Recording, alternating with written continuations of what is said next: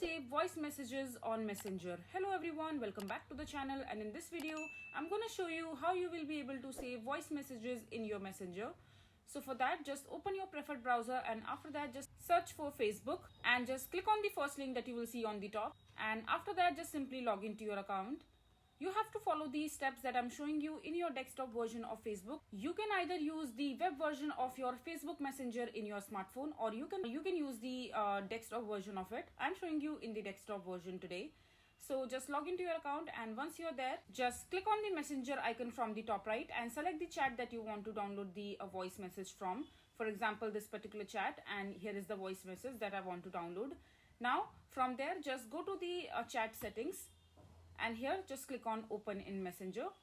And now once you're in the chat, just right click on the blank space and you will see these options. Just click on inspect from here, and it will open the settings from you in the right hand side.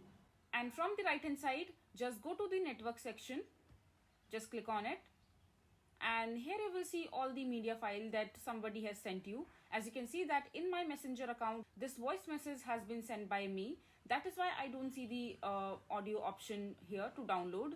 But if somebody has sent you a voice message in the chat, then you will be able to see the link here. You just have to double tap on it and the audio message will start download in the device itself. So that's how basically you will be able to download the voice message in your Messenger account. I hope you find this video to be helpful. So that is it for this video. If you find this video to be helpful, make sure to hit that like button and don't forget to subscribe to our channel for more such informative videos, and I'll see you the next time.